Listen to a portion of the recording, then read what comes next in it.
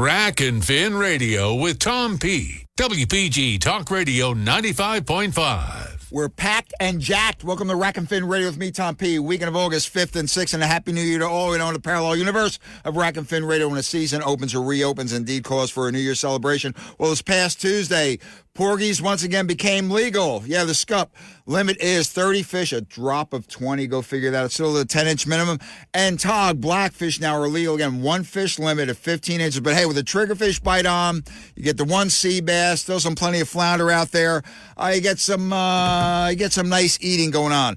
Now, listen, I said last week, I beseech you, the August issue of the Fisherman Magazine on the local page 3. Read Hutch's editorial, C2 table. If you're a striper fisherman, casual, hardcore, serious, he lays it out. There is, I'll tell you, man, there's some bad blood brewing. And it's from these proponents that want catch and release only. As Hutch points out, there's a quote of the guy saying, "We won the battle, but not the war." This is what it's coming down to, man. And the antis, believe me, the antis are loving it. Divide and conquer. Hey, man, have a shout out to Cole. Met Cole from Fork and River, man. Met him at a tackle shop. He was getting ready for, was it Billy Bob's Fluke tournament? Billy Bob, big Billy Bob, former lineman for Rutgers Scarlet Knights. That'd be a good time. But Cole, nice meeting you, and thanks for listening. Hey, man, Jam Show, Bucks in Velvet. Be right back. Rack and Fin Radio. WPG Talk Radio 95.5 FM and 1450 AM. South Jersey's talk station. Rack and Fin Radio with Tom P. WPG Talk Radio 95.5. 35 days and counting.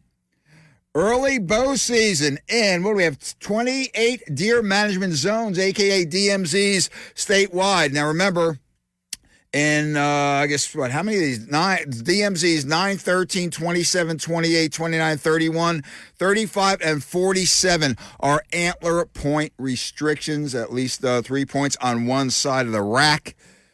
I think that's about as selfish and as stupid as and just inane as you can get. But hey, man, these guys, what's that? The deer quality deer guys. Hey, they showed up and give them power to them. They showed up at the meetings. They pounded away, and they locked up how many hundreds of thousands of acres? Where unless you shoot a deer to that standard, you can't shoot one. Hey, well, that's how it is. Speaking about antlers, the quest, the holy grail. The buck in velvet.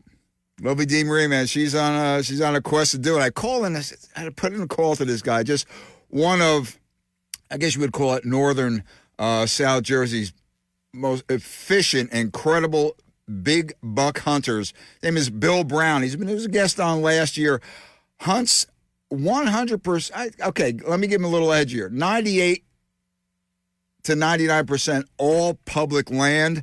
And he does get some bucks. And I said, Bill, let's the velvet thing, man. We have the early seasons. Now I've been seeing deer all over the place coming down to park. It was a Thursday morning. There's the 2 or 3 bucks on the side, or they're still hanging in their little bands. But now those antlers that I saw there, little basket, like 4s and 6s, they are going to be getting some height to them as August progresses. But getting that buck in velvet, what is involved? That's already, I have 35 days. Hopefully, you have the cameras out, the mineral things going. I don't know, man. I called in Bill, Big Buck Brown. Let's get some deer information from dear friend Bill. How you doing, brother? I'm good. How are you, Tom? The bucks in velvet, man. I'm seeing them all over the place now. But again, about probably 60, 70% on public land. And like I said, you hunt public land almost exclusively, and there are plenty of bucks out there, are there not? There are. You just got to work. I'd like to say you got to start early, set up early, but you should be doing that every year anyway. So for me, my cameras are rolling. I have a couple cameras that roll year round, and then I have a couple cameras where I expect to see better bucks. Mm-hmm. So I'll put them up a little later. I try not to go in there very much, and I'll get them rolling around because that changes from year to year. Right. Probably middle of July. I've had the cameras out searching from the middle of July to where I expect to see some whoppers in velvet. Mm-hmm. Again, that seems like such an oxymoron when you're talking public land whoppers.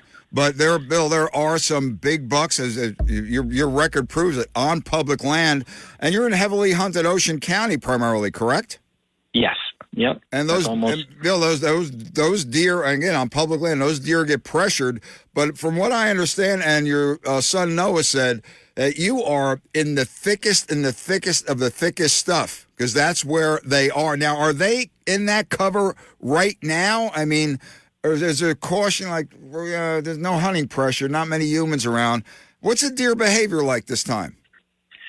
This time of year, for me, it's the lushest, greenest spot. Like if it was it hasn't really been that dry a summer. It was dry in the early part, but now it's kind of, gotten wet. I look for the greenest stuff there is. So it might not be the thickest. A lot of times it might be the field edges. I go out to Greenwood and everything. If those fields are bright green, you're going to see bucks in them at night. And we talked in the past about what they're doing now is what they're doing in winter.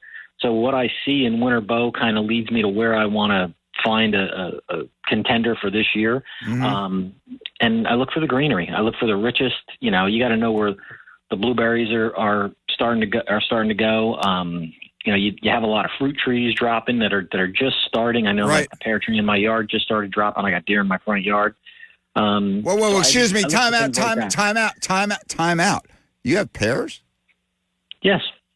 Did I ever tell you every deer hunter should have a pear tree? Come on. Listen to me. I make the most lip-smacking pear pie, but you have to have it with vanilla ice cream. Are these the pears that humans can eat? Absolutely. So I guess I'm bringing you a bucket of pears. No, I'll tell you. I'll come over and pick them up myself. I can't do it. I can't take any gratuities like that. But Bill, seriously, So the food sources now, they're going to be changing. They're the tiniest things, but we're already seeing acorns dropping. How does that augur for early acorn drop, you think? Or is this like a natural course this time of year? I think it was that hot. No, I don't think it's natural. I think it was that super hot early part of the summer, which caused some trees to wilt a little and probably think they needed to cast. But honestly, I would stick to the greenery before I focused in on any major acorn drops. I don't think that started quite yet.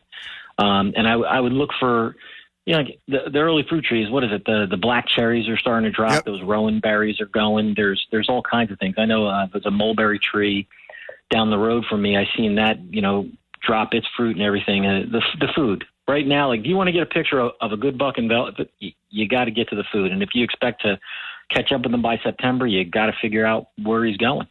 Okay, Joe's on the Rack and Fin line this morning. Is deer hunting? Bill, I know you're a pretty self-facing guy, but I'll say deer hunting expert, public land deer hunting expert, public land big buck hunting expert. Bill Brown hunts 99%, if not more, of public land. Ace with the bow. We have the early bow season going to be opening up in 35 days and 28 DMZs. And the thing is, a quest for the buck in velvet. Now, Bill, the bucks you're seeing now, their antlers still have, another few weeks of growth left? Oh, yeah. I think they'll grow to the end of August. That first, you won't see any real action on the horns till the middle of September, like where they start to chafe or anything like that. I think they'll grow right through August for sure. It slows down a lot, but they'll be growing. Bill, genetics and food sources, they're inextricably linked, correct, insofar as antler growth? Absolutely. I feel like there are certain areas, even within hunting the pines, that's a real challenge. There's, let's face it, we don't have the nutrients, so they've got to work extra hard to get all the minerals and just the nutrients they need to grow the right horns, and they've got to have the genes. And I think we have areas with good genes. I mean, I'm surprised every year at some of the buck that I see, and if given enough time, I think most deer will grow a fine rack, but then there are some that just grow spectacular racks. So it's about making a decision to focus your energies on those deer.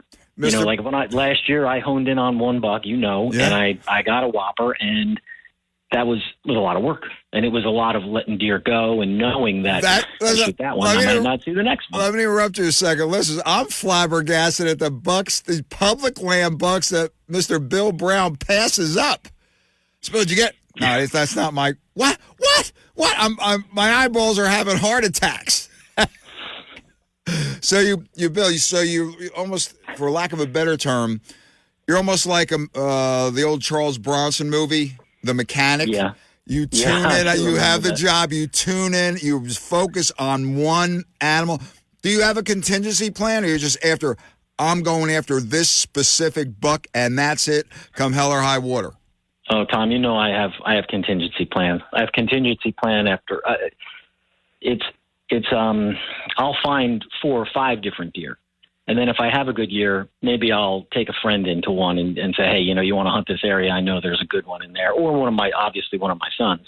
But for the most part, we keep our eyes open. I'll put out, 20 cameras, 30 cameras in many different areas just in hopes of glimpsing a deer. There was a deer a few years ago that my son, Zach, he got one time on camera. And then he saw it one time during shotgun season. That was it? In there. And a friend of ours got it the following year. A friend of mine, Rudy Schoenberg, and it was a monster. If I showed you the mass on it, you'd have thought it was from Kansas, But these deer, like those glimpses, that's enough for me to sit in the stand and wait and let go. And it's not just me. There's a lot of people in my group of friends, a lot of local guys who are committed to. That's it, yeah. They want a big deer. They want to get a big deer, and after seeing the success of myself and a couple other guys from my hunting club and stuff where they get big deer consistently, it starts to inspire them. They start to get that feeling that, hey, this can be done. We can find big deer here. Just means maybe I don't shoot the first 4-pointer that comes down. Hey, and for a guy who does, God bless you. I'm not beating that down at all. Heck, my walls are covered in them. I got ropes of spikes hanging. But I've just moved on. It's just a different time for me. And now these bucks in velvet now, it's so much fun to take the pictures and I get as much enjoyment out of finding a big buck as I do out of hunting and harvesting a big buck. But people, you can't say, thank God there's no cameras in here to see how huge I am. But when he said a friend in there, you can't say I'm waving my hand. Like, pick me. Yeah.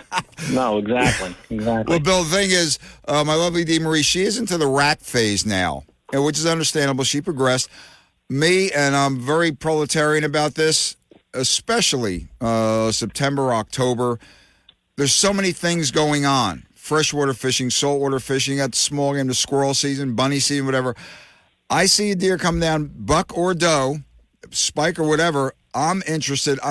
Tommy Meat, that's what they call me. I'm a meat man. I love my venison. Yeah.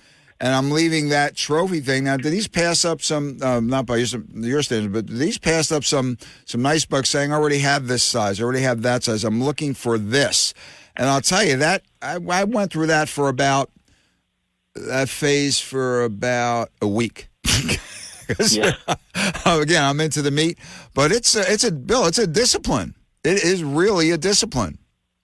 And you know what else, Tom? For me, it's about the meat. You know what? We live on deer meat here in the Brown House. The deer meat, the fish we catch, my garden, it's all, I just, about self-sufficiency. But let me interrupt Bill Brown for a second with that German short hair, Sadie. Pheasants and quail do not have a chance, and I've seen that. She is a maniac. She is unreal. She's training right now, as a matter of fact, chasing a squirrel in the backyard. But that's her part-time business. I think if Noah and Zach had 4 legs, that'd be her. I mean, the way your boys hunt as well.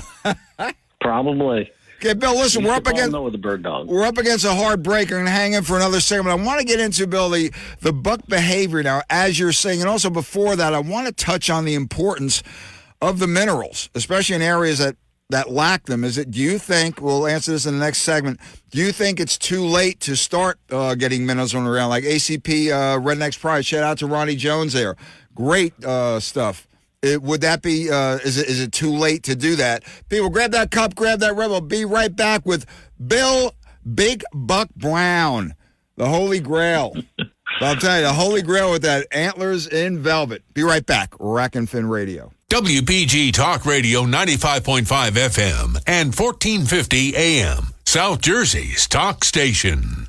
Fox on Film. I'm Tanya J. Powers. New in theaters this week is the star-packed Teenage Mutant Ninja Turtles Mutant Mayhem, with a voice cast that includes Seth Rogen, Rose Byrne, Jackie Chan, Ice Cube, and Hannibal Buress. Michelangelo, you have heart. Donatello, you have wisdom. Raphael, you have bravery. And Leonardo, honor. The Warner Brothers shark sequel Meg 2, The Trench, is also out, up against previously released Barbie and Oppenheimer. And speaking of Barbie... Hi, Barbie. Hi, Barbie. Hi, Barbie. Hi, Barbie. Hi, Barbie. The monster hit of a movie is expected to be on top at the box office for a third weekend and is on track to hit $1 billion in the next few days. New this week in the streaming world, Guardians of the Galaxy Volume 3 is now streaming on Disney+. The Super Mario Brothers movie streams on Peacock. Horror film The Passenger is on video on demand. And that's Fox on Film for Fox News. Discover credit cards automatically double all the cash back you earn at the end of your first year. Which means... Wait, hold up. Question for the audio engineer. Go ahead. Did I read that right? Discover automatically doubles all your cash back? Yeah, that's what the script says. So if I get a Discover card right now, I can earn twice the cash back. Apparently. Wait! Unlimited first-year cash back match. Only from Discover. See terms and learn more at discover.com/match. Wendy's is open till midnight or later, so you can give in to the craving and go night mode. Now all of your favorite menu items just got their bedtime extended. You can get what you want even later, like the Baconator with 6 strips of bacon, or the perfect fries and Frosty Duo. If you're up later, then so are we. So go ahead and pull through the drive-thru. When the craving hits, go night mode at Wendy's. Open till midnight or later. All right, see ya later. At participating U.S. Wendy's, hours may vary. Rack and Fin Radio with Tom P. WPG Talk Radio 95.5. Here we go, look out below. You're back inside Rack and Fin Radio with me, Tom P. Weekend of August 5th and 6th, 35 days to go till the September 9th opening of the early bow season in 28 deer management zones statewide. A bunch here open in South Jersey. We're talking with Bill Big Buck Brown. Northern Ocean County or Southern Ocean County deer hunter, the northern part of what we consider South Jersey. And I'll tell you, public land, this man is an ace, just passes up bucks that would blow your mind that you can't believe are on public land. But the quest is now for a buck in velvet. Bill, let's get to, before the deer behavior, mineral licks vital. Is it too late to start something like that going? No, never too late. Never too late. Put it down.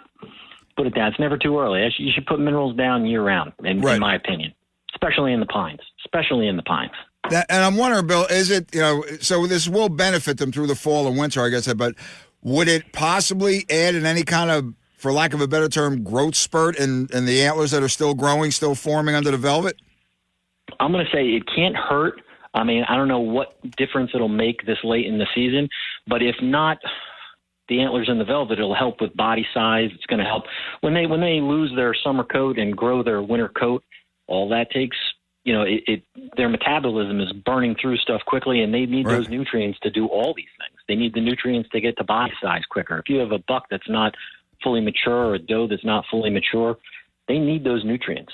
You want that fawns to be good next year. Fill them up this year.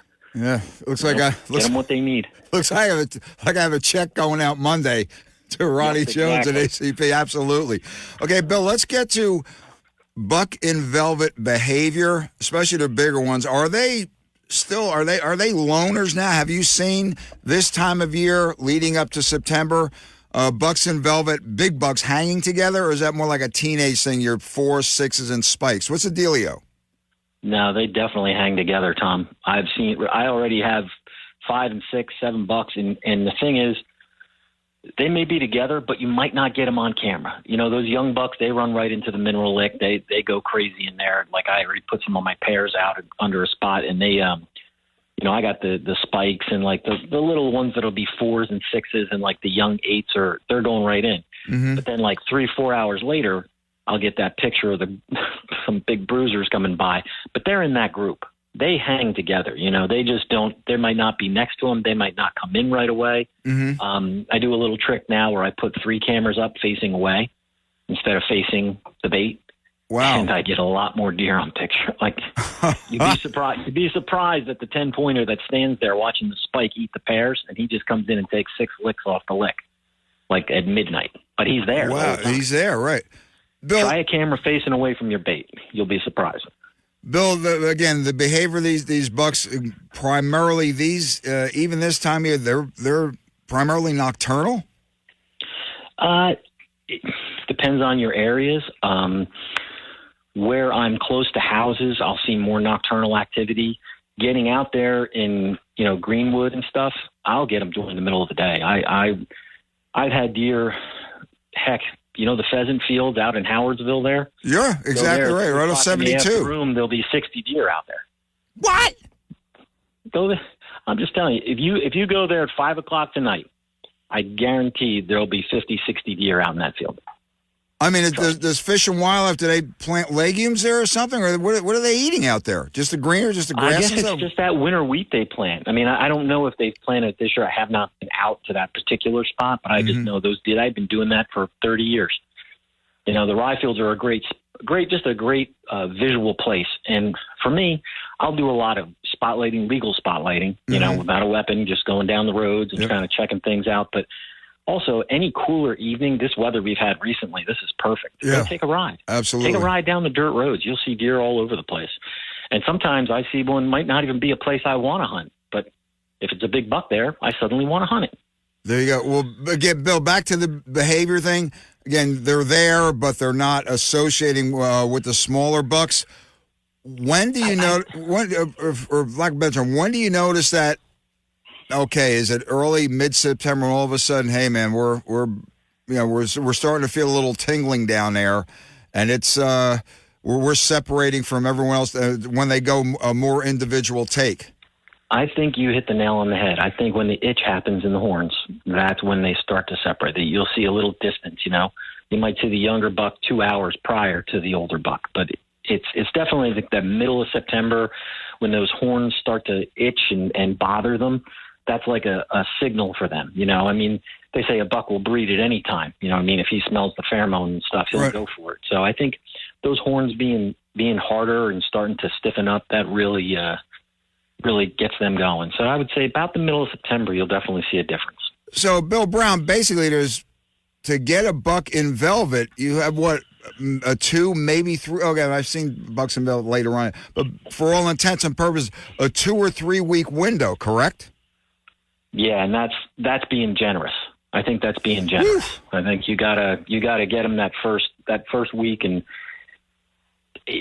I've seen more deer with hard horns the third week in September than I've seen, those velvet horns. It comes quick. It comes quick, and they'll shed that velvet in 1-2 days. Boom, gone. Yeah. Joining us on the Rack and Fin line this morning is Bill Big Buck Brown, public land trophy deer hunter with the bow especially, and just has some absolutely whoppers to his credit. The quest for the buck in velvet. So, Bill, you're talking, okay, let's give it split the difference, say a 10-day window. Where are you going? What are you doing? What is your tactic? How do you, again, you have these cameras out. How do you pick a spot? How do you zero in on one particular buck?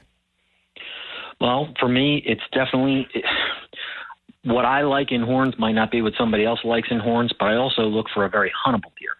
If deer's coming through at 3 o'clock in the afternoon, that's where I'm going to go, even if it's the most unlikely spot.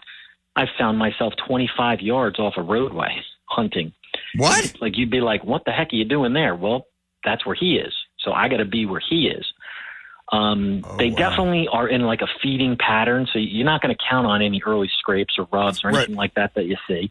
So you got to pick a food source, and you just got to locate the run he's traveling and go where the deer are. I know so many guys, we talked about this before too, where guys hunt trees. Wow, that's a great tree. I'm going to put a stand up. Okay, well, what about the deer? Aren't we hunting deer? So you got to find the deer, and that is camera work, that's leg work, that's spotlighting, that's getting out, walking the woods, and maybe bumping them, and just don't underappreciate seeing a buck, especially if you see him multiple times. Say a buck crosses a road in front of you and you're driving somewhere, and he crosses that road in that spot 2 or 3 times. That's where you want to hunt him. Especially if it's during the day. If it's in daylight, that's where I'm going to go. And for me, like lately, it's these tall basket rack bucks are like what I like chasing lately. It's just, I don't know. It's just I like them. So if I see one of those, that's going to draw my attention, and that's where I'm going to be. Bill, their behavior insofar as, like right now, they're not. Do you find them just as cautious now as, say, by the first, second, third week in October when they are being pressured, or are they just constantly born nervous? They're just always on the alert. Not that a deer isn't alert, but I don't think they're nearly pressured as much. I feel that early season is definitely a more relaxed time in the woods. They're bumped into less. I mean, there's a lot of quads and stuff in the woods, but they get used to that now. Mm-hmm. I think they're less pressured. I think you have a really good shot early season to get that buck coming in. If you're on a good food source, you're going to get them. It's all about the food. Bill Brown, let's see. They were like having a list of about 30 questions I had to ask you against the time thing here. Hunting in the heat, Bill, have you had deer out?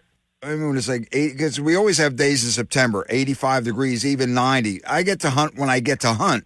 So in times of heat, you have 4 hours in the afternoon. I mean, it's worth going, is it not, if you've done your homework? Will deer show Absolutely. up in extreme conditions like that? Absolutely. Absolutely. Go sit and sweat. Go sit and sweat. It's worth it. Bill, hunting a water source. Good time in the early season? You get some hot days, especially like a real steamy, humid, hot day. Absolutely. Just by coincidence, most of my stands, say 90% of my tree stands are within 100 yards of a water source. So that's just something I found to truly be something to key on in here in the pines, because they suffer. The deer suffer when there's like a drought. You know what I mean? Like early summer, those deer are at the water sources for sure. And so they're going to develop a pattern going around those water sources. So you got to key in on them. So you have as Bill says, basically a 10-day window in here to get that buck in velvet. And Bill, have you noticed rubs earlier or later predicated on the areas you're hunting, say Greenwood, as opposed to hunting down by Forsyth, or as opposed to hunting up by Manahawkin? The funny thing is, I mean, I've hunted up in Monmouth County some last couple of years, and they will have rubs much later than we do. I find in the pines, the rubs start early. You will see rubs that second week of September. You know, the little ones are maybe on little bushes and stuff. Mm-hmm. It's funny. I just feel like overall, you're probably best to ignore them and stick to the food sources for that deer in velvet. You want that deer in velvet, stick to the food sources. That's their behavior then. They are stocking up. They're concentrating on filling their bellies. And there you go, because they're going to be burning it up quickly, as Bill says. But one last question. In the heat, any particular care being taken? You arrow a nice buck, you get him into that skin and get into that cooler as soon as possible, correct? Yeah, I skin them as quickly as I can. I usually like to let my deer hang a few days, but if it's that hot weather, I'm doing it that night. I bring them home. I'm going to quarter them, get them in a cooler with ice, and, get the skin off so they can cool down as quickly as possible. If you're lucky enough to have a friend with a walk-in or something like that, well, that's all the advantage in the world there. You can definitely take advantage of that. But, a lot of people don't have that, so it's a little hard. But you can't let it sit for long. But one final question: you're almost 50 years, 5 decades. If you look at this guy, no way does he look that age of hunting. Have you ever, seen deer that you've become familiarized with in your favorite hunting areas that the racks attain a certain size, and then as the deer gets older, you see the racks get smaller, or is that a myth? No, that's not a myth. I've absolutely seen that. I hunted one deer, and it's funny because that deer became familiar to me and several of my friends, and we all hunt within, a few miles of each other, and it was just kind of crazy how we all knew him. Uh-huh. We called him Shrek. He was a big 7-pointer, and he got to be a massive 7-pointer in about his 5th and 6th year, and then it was crazy to watch him decline. And he just was a completely nocturnal deer his entire life, and not me or anybody that I knew had ever got a shot at him. Wow. So we'd all have him on our cameras. And this is an area that's covering 5 to 7 square miles. And all you had to do was show a picture of him, and someone's like, "Oh my God, there's that deer. We know that deer." Bill, are you surprised at all in your experience? Because you always hear guys and gals sometimes bitching and moaning, no deer on public land, they're all shot out, except not that they're going to be shot out. You know what I mean? But there's always a quest for access to private land. Are you surprised at the quality of deer and the numbers of deer, especially big bucks? Not that they're that numerous, but you know what I mean in the context, on public land despite the hunting pressure? I would say, yeah. Sometimes I'm surprised at what I'm able to find. Like this year, I'm not going to be surprised because I know at the end of winter bow, I ended up not taking a deer last year in winter bow because I knew the ones that I was seeing were going to grow to be, much nicer this year. So I'm very hopeful for this coming season. But no, I think overall, if you're willing to take the walk and get off the main beaten path and do some work, you're going to find a big deer. You're going to find a big deer. And patience. You need patience. And let's just spray down heavy duty with like the soy or other permethrin base because the chiggers and ticks. Oh, they, as Bill said, they are brutal. What is it about late August into September? These things go beyond voracious. I wish I knew because I got pictures of me and my friends running around the woods in shorts when I was a kid. So I can't figure it out. I used to lay around in the woods. I've seen grown men cry with the chigger bites. That guy says, "I'd rather be in the marsh with the greenheads." Yeah. Faced with the chiggers. Well, Bill, thanks for your expertise here and sharing with the listeners of Rack and Fin Radio. Listeners, 35 days till the opening of the early bow season and 28 deer management zones. Go to njfishandwildlife.com, hit the hunting link, and go to the deer hunting link, and all the information you need is there. Don't forget there are those 13 DMZs with the antler point restrictions, and there are plenty of big deer on public land, even those areas that don't have antler point restrictions. Bill, I'll tell you, one of the biggest bucks I ever saw in, I guess you would say, central South Jersey. What management area is that? It was like out by 537 Prospect, Ocean County or somewhere out that way. And he didn't run across the road, but he basically walked and stopped on the shoulder. I stopped. Where's the camera? Had a phone, but I don't know how to use that. Camera's in the back end. And he gave me a good 5 to 6 seconds there, and off he went. Then one time coming down 539, right before that light there where 72 goes by. Oh, yeah. What the bleep is that? Oh, man. I stopped, they wandered off. He was with a doe. It was just getting dark. My lovely Dee Marie nailed a buck, and we took it to, shout out to Billy Lore there, since retired, our deer butcher there, our deer cutter in Warren Grove. You know, Bill. Yep. I said, describe this deer. He says, oh, yeah, same thing as you said, Brown. Oh, he's been around. Guys see him. No one seems to be able to get a shot at him. But I described the deer, and he had it right to a T. That is public land. And it's just amazing how these big deer survive there and thrive. They know the game. They've been playing it, long enough to be that smart. Bill, in your opinion, again, I'm a sandbagger, people, we know that. Your opinion, if you have one on impact of when the car hits, we know that. We've seen a buck on the side of the road there on a Black Horse Pike one time in velvet. I still have the photo on my phone. What a monster. Dead blood all over the place. That was it. But, Bill, what about coyote predation on fawns? Have you noticed a drop in deer counts in some of the public areas you hunt? I know that everybody wants to blame the coyotes, and I have seen a coyote take down deer. I've seen them take down a full-grown deer, let alone a fawn. Whoa! So I know the predation is a real thing. But all in all, I would say it's a combination of things. It's a combination of introducing the crossbow. It's a combination of, they say we're down in hunting numbers, but I see more people in the woods, maybe more people having success in the woods, I should say. Mm-hmm. So I think it's a combination of things, plus whatever was going on with was it blue tongue or blue tongue EHD, all these things come together, and it's also loss of habitat. If you're putting all these housing developments east of the parkway, that It's area sick. used No, to it's filter sick. deer west of the Parkway, and if there's no place for them to grow, there's no place for them to go. So There you go. it's just tough.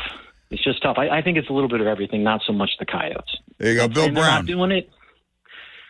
Thank you much. Enjoy having you on Rackman. Hope to see you around that Ocean County area sometime. I know you're like a wisp in the wind, man. When deer season's there, as Noah says, my dad vaporizes. He's gone. He's out of the woods, so we only see him at night if we're That's lucky. not what my wife calls it, but Okay, Bill, you take care. Best to everyone, and we'll hope to see you soon. all right, Tom, you got it. Take care. Bill Brown, the guy is an amazing public lands hunter. There's some great public land hunters out there. This one I happen to know personally and also on a professional level somewhat. Amazing. And the deer he passes up. Whoa. Whoa. Okay, grab that cup, grab that Red Bull. Be right back. Rack and Fin Radio. 10-day window, maybe a little less, maybe a little more. Buck in velvet. Now that to me, that's what goes on the wall. Be right back.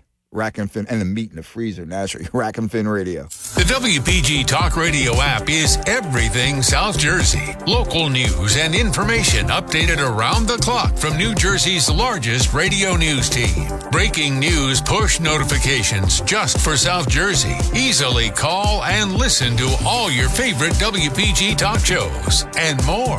Download the WPG Talk Radio app for your phone, tablet, Apple CarPlay, and Android Auto today at WPGTalkRadio.com.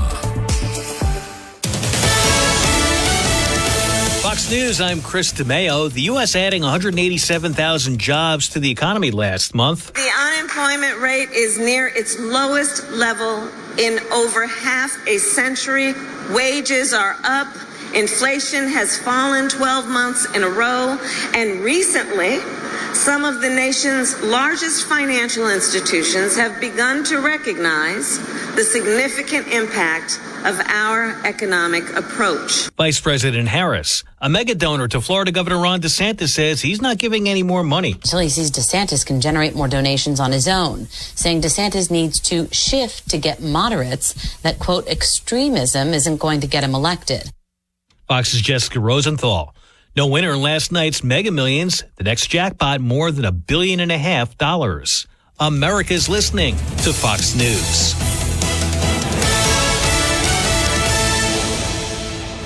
Your WPG Talk Radio 95.5 AccuWeather forecast for South Jersey. Overnight, expect mostly cloudy skies. We'll reach an overnight low of 66. Saturday, you can expect humid conditions with intervals of clouds and sunshine. We'll reach a high Saturday of 87. For Saturday night, partly cloudy, the low 64. Sunday, partly sunny, the high 87. Monday, look out for a severe afternoon thunderstorm. I'm AccuWeather's Drew Shannon on WPG Talk Radio 95.5. Rack and Fin Radio with Tom P. WPG Talk Radio 95.5. That was all about hunting bucks in velvet. But let's not forget the fishing, the freshwater fishing in particular. We had that super hot spell. Didn't do too bad there. Bass fishing without it cooling off. And the bite is on. Largemouths and pickerel, especially a little bit of a crappie bite starting one of our areas that we go to in northern Cape May County. But I figure we'll get another maybe 2 to 3, maybe 4 degree water temperature drop next week. So that should pop wide open. Hey, there's going to be a bass tournament on Union Lake, sponsored by the Cumberland County Bassmen as an open buddy tournament.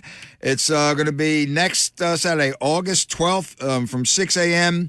to 2 p.m. Go to SouthJerseyBassClubAssociation.com to find out the open buddy tournaments. Another great tournament that day on Alloways Lake down there in Salem County, a kayak deal.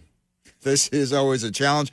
It's put on by the South Jersey Kayak Bass Fishing Club. Longtime president Lane L. is on the Rack and Fin line right now to talk about the tournament, the challenge of bass fishing in a tournament scenario from a kayak. Now, it's going to be on Alloway Lake. That's about 150. It's down by Quinton somewhere.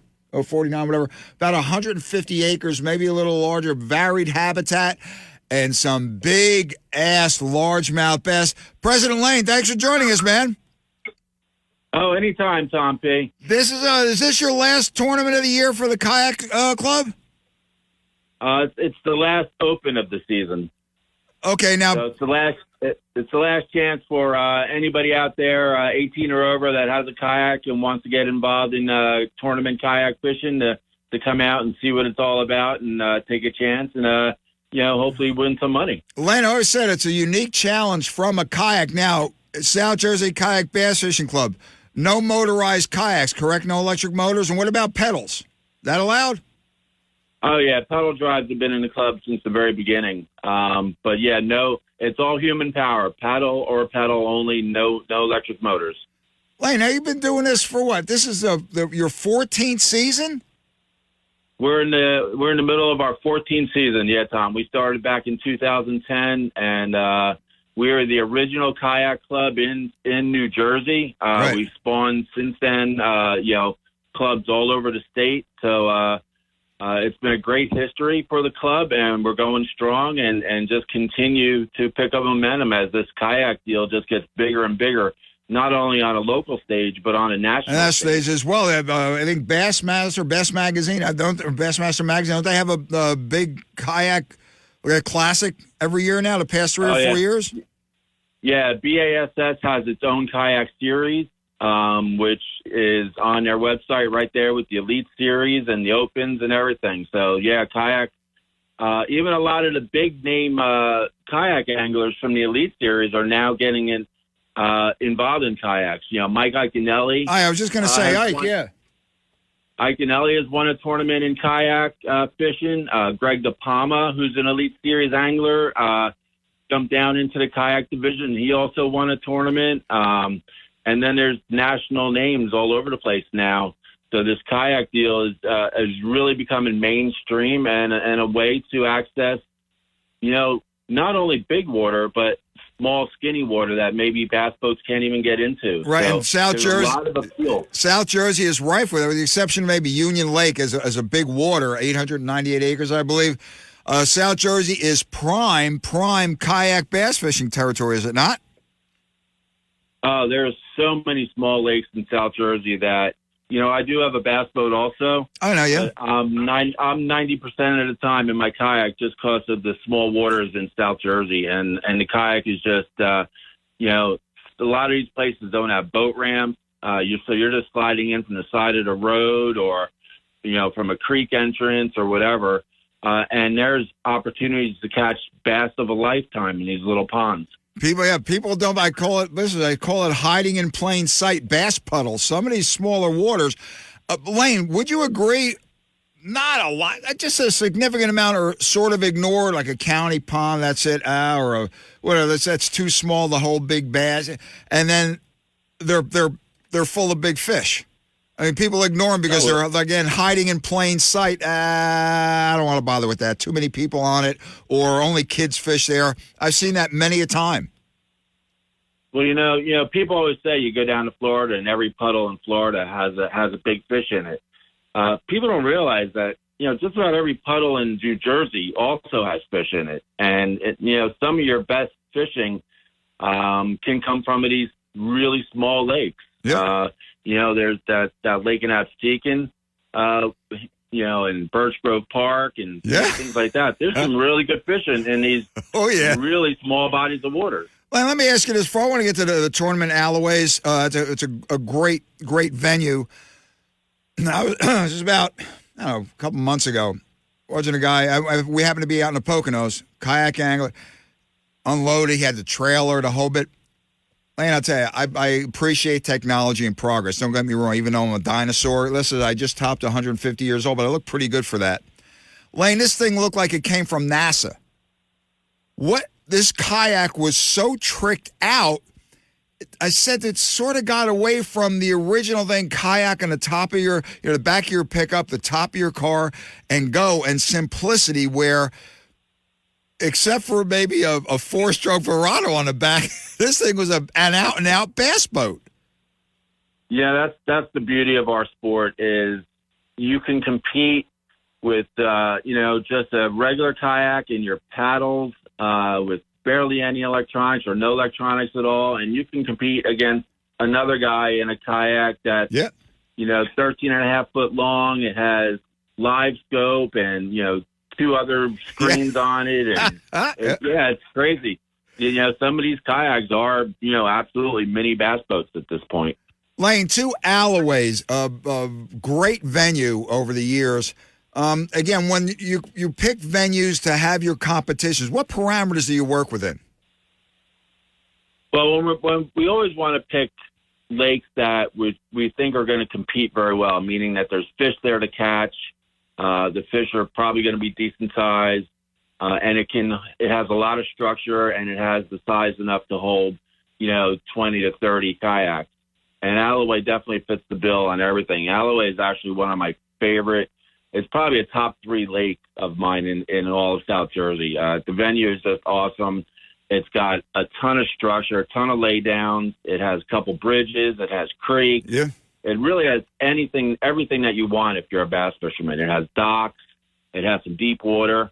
So however you like to fish, you can fish your strength at Alloway Lake. That's what makes it such a really cool venue. Yeah. Lane, I also spoke to another accomplished kayak angler. One of his favorites and her favorites also. It's a husband-wife team. They like that Rainbow Lake. Rainbow amazes me with the amount of pressure that Rainbow Lake gets. That's what I was saying. That thing is pounded.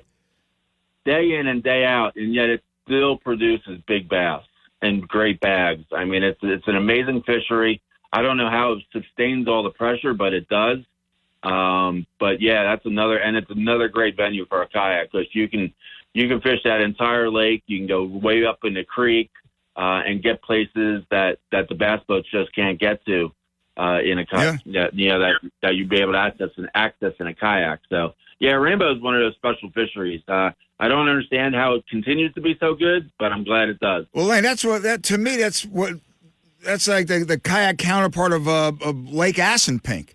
How many tournaments are on that lake every year? That place gets pounded, yet quality fish every tournament.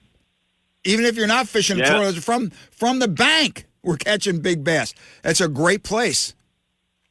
Yeah, we just had a tournament recently on Assunpink, and again, it showed out. We caught a ton of fish, lots of big fish, and Assunpink's another one. You're right. There's a tournament just about every Saturday and Sunday up there in the summertime, and it continues to just, pump out big fish and lots of fish. It's amazing how well, it just shows you catch and release does work because these fish, are caught multiple times in their lifetime, and they just continue to thrive and live and continue to spawn and do better. So, catch and release really does work. Well, just a matter of course here. Listen, I'm flying up 206, flying down 206 earlier in the week. I'm all over the place. I wanted to stop one of my fave places, drop off a shirt to Miss Bonnie at the Piccalilli, and stop this little place, Scoots. Whoa. Hey, that's where Lane L is. Let's just pull in. Lane, what you did at that store, I mean, it's a Scoots liquor store with just an incredible, by the way, I caught 3 bass on one chatterbait I bought there, by the way. And what a great tackle selection there, fresh and salt. You put that together quickly, did you not? Wow.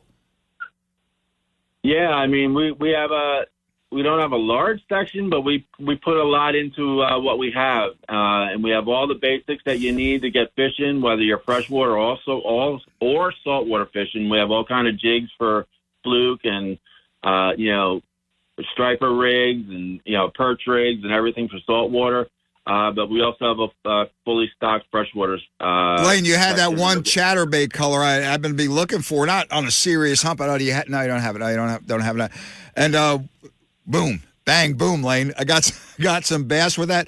Lane, the tackle right now, water's getting cooler. We're going to have another hot spot. Water temps are going to fluctuate up and down.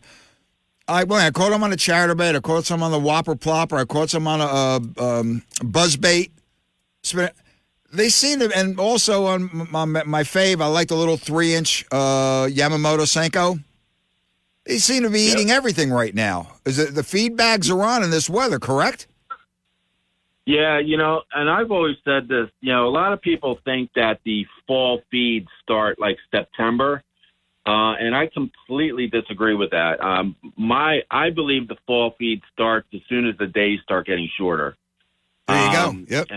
And the bass are very keen to the amount of hours of daylight. And when they see those days getting shorter, they know that, it's just a matter of time before that water starts cooling off and, the winter gets here. So they're going to start chasing shad and anything else that they want to eat. And they're going to start really eating and chowing down now. Sometimes by time, middle September, end of September, early October, when people think that's when the fall feed is, they've already missed it. And a lot of these bass are already, into their winter stages, a lot earlier than people believe. And that's just my feeling. I don't know. You have the experience to back it up. Lane L., president, South Jersey Kayak Bass Fishing Club, an open buddy tournament, August 12th there on Alloways Lake in Salem County. Lane, for people who want to find out more about this, how do they do it? All the information's on our website. It's sjkbfc.com. You can search all the rules. One thing, the tournament starts at 6 a.m. sharp. You need to be checked in by 5:15 a.m. If you're not checked in and ready to go by 5:15, you will not be allowed to enter the tournament. So please be on time.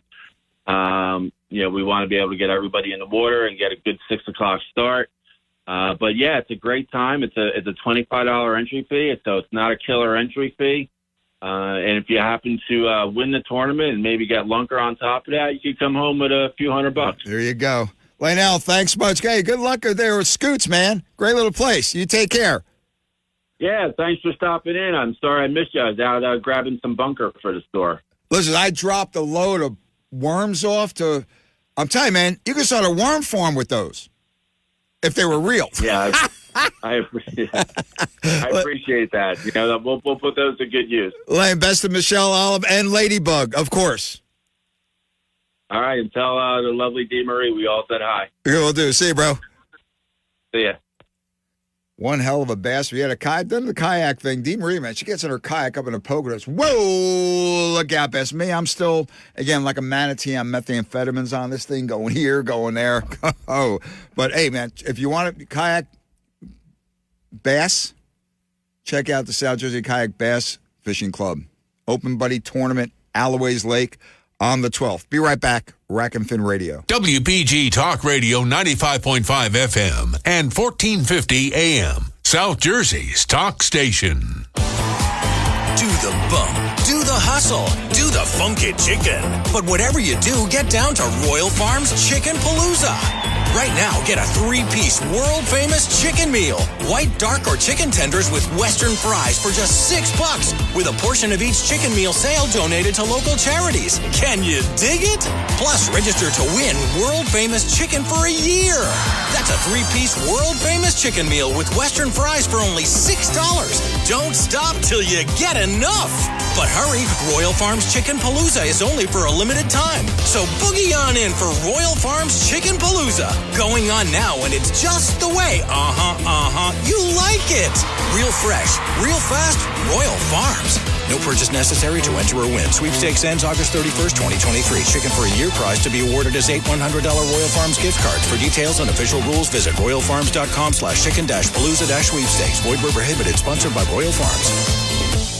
Rack and Fin Radio with Tom P. WPG Talk Radio 95.5. That'll do it for this week on Rack and Fin Radio with me, Tom P. Get out and enjoy. The seasons, they are a-changing. A turn of the calendar page is here. God bless America. God bless our troops. God bless our first responders and law enforcement. See you next weekend. Rack and Fin Radio.